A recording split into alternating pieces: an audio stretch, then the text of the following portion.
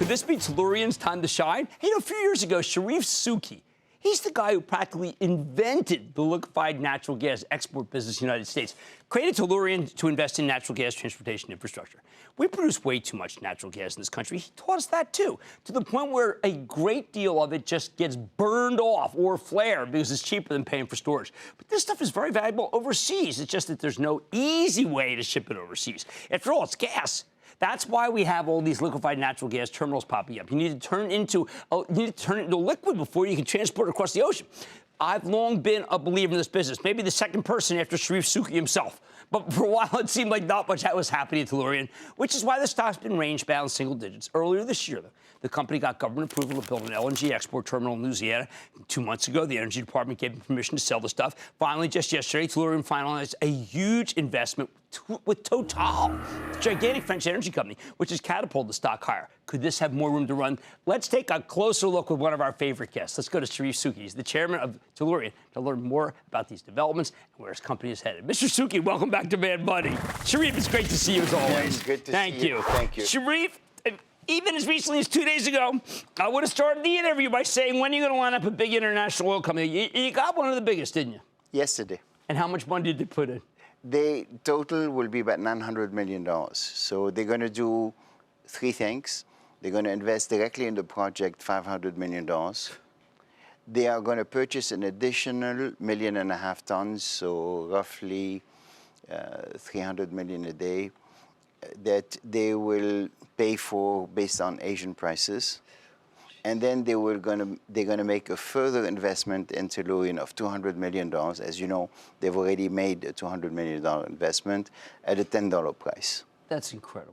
And it is the validation, again, you did tell us that there's tremendous demand.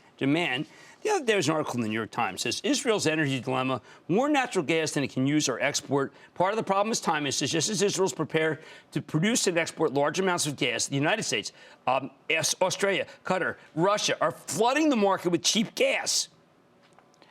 Well, cheap gas would create more demand.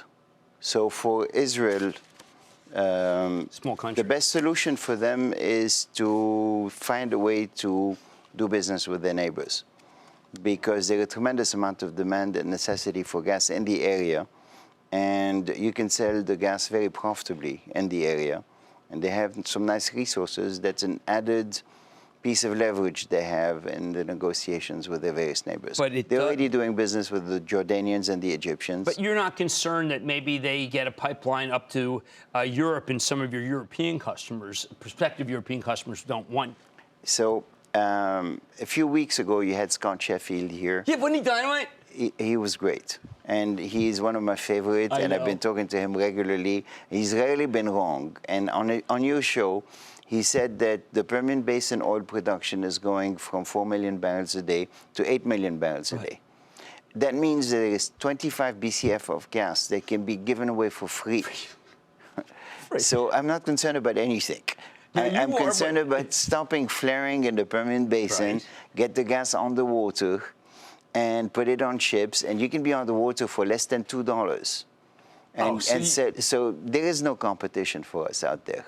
We just have to build the infrastructure. Is this not one of the great natural resources our country has? And you are putting to work what? And you have a nice slide about all the, 6,000 construction workers right now? Yes, you are putting to work in this country. Yes. It's got to be, once again, like the last one you're doing, one of the largest construction projects in the country. It will be, yes. It will be.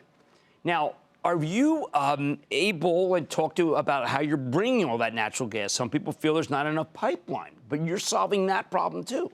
Well, I think people are right, but you can count on other people to do things for you. So this time around, since we're in a commodity business now, LNG has become a commodity. You have to be in the top quartile in terms of your cost structure. And if you are in the top quartile in a commodity business, you will do very well. But in order to do that in the United States today, we know we have very, very cheap gas in more than one area. And what we need to do is build the pipeline infrastructure to bring the gas to the coastline, and then build the liquefaction to expose it to global prices. Even if we get the pipelines down to Mexico, we'll still have enough cheap natural gas? We're not talking about the same thing. Mexico is not going to be consuming 25 BCF a day. Okay, we're talking about an enormous amount of and gas. Asia still needs it more than ever? It's a different scale. We're talking about something totally different. I don't even think that the Permian Basin producers have understood what it is that they're holding. I mean, because if they don't do something with the gas, they will not produce the oil. Right. The idea that we can continue to flare forever and to become the world's largest flarer is not realistic. No. We are now number 4. We passed Nigeria. The club is Russia, Iraq, Iran, the United States. At the pace that we grew flaring last year, we're going to be number 2 next year and number 1 in 2 years. That's amazing. That's just not acceptable.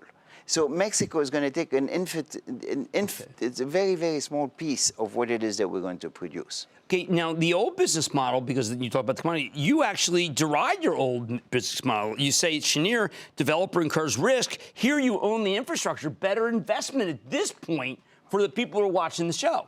I'm not deriding anything. I think it was the right business plan for that moment. For that moment.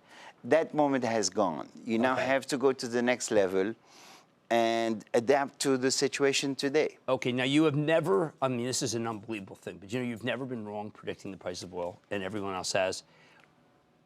Oil staying the same around here? I think... Remember, you've never been wrong, but okay, so what I'm going to tell you now is I'm comfortable in the band, but I think the risk on both sides is intolerable. Intolerable? Yes. So it makes it very hard to make a bet in one direction or the other. Do we care about a Hurricane Barry? I'm not talking about this. I'm talking about the fact that... You were like, I'm a big thinker, but you have said 4 different times that I'm a small thinker. No, I haven't said that. So what I'm thinking now is that the Permian Basin has become the swing producer in the world. Okay. And therefore, what happens in America matters more than what happens at OPEC. Well, all these things that have happened, you have predicted. Mr. Sheffield did too. I'm glad you mentioned him. You two have been the most right of anyone on the show. Congratulations. Congratulations on this new company, which is doing incredibly well, and on that Total investment. That's Charif Souki. He's the chairman of Tellurian. Wow. Always great to see you, sir. Mad Money, be right back. Booyah! Jim Cramer here from Mad Money. Thanks for watching CNBC on YouTube. Click here to subscribe and get the jump on my exclusives with CEOs, plus market news, investing advice, and a whole lot more.